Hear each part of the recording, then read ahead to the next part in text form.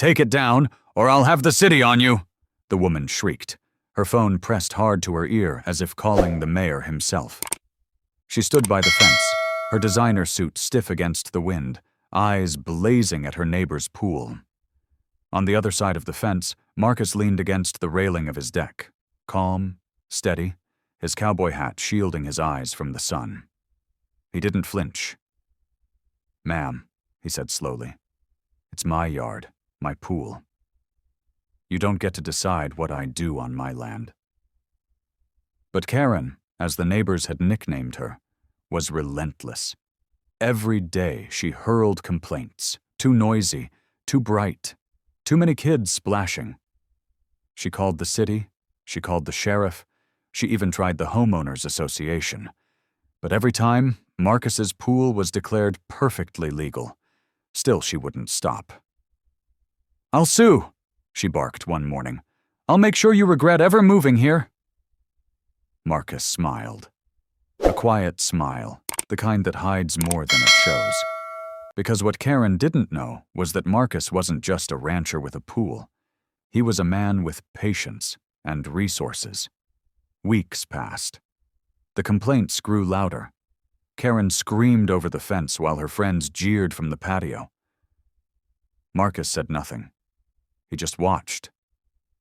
And then, he made a phone call of his own. A month later, Karen woke up to find surveyors marking lines across her pristine backyard. Furious, she stormed outside in her silk robe. "What are you doing on my property?" One of the workers handed her a paper. "Ma'am, this lot has a new owner." Her jaw dropped. "What?" That afternoon, Marcus strolled over, a folder in his hand. He tipped his hat politely, but the fire in his eyes burned steady. He held up the deed. "I warned you. You made my pool your business, so now your backyard is mine." Karen's scream echoed down the street, drawing neighbors from their porches. But Marcus wasn't done. He walked to the center of the newly purchased land, planted a sign in the ground, and declared, "This space is now open to the public." Gasps filled the air. By the weekend, kids were running through sprinklers in Karen's former backyard, families setting up picnics, teens diving into Marcus's pool with cheers. What had once been her private, manicured escape was now the neighborhood's favorite park.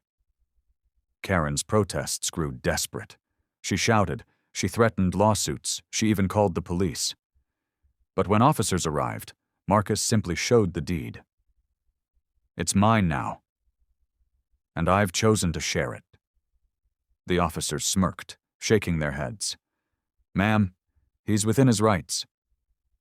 Karen crumbled, humiliated before the very neighbors she once lorded over. She watched helplessly as her exclusive backyard became a symbol of community, laughter ringing where her commands once barked. Marcus never raised his voice, never insulted her. He let the truth speak louder than her rage. When you build walls of hate, someone stronger might just tear them down with kindness and paperwork. In the weeks that followed, Karen hid behind drawn curtains, her empire of control reduced to whispers of shame.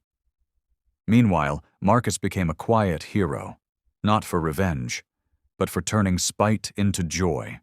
His pool parties were no longer his alone. They belonged to everyone who had once felt small beneath Karen's shadow. Moral: don't waste your life trying to control others. The fences you build to trap them may one day trap you. If this story touched you, subscribe to the channel and hit that like button and drop a karma in the comments below.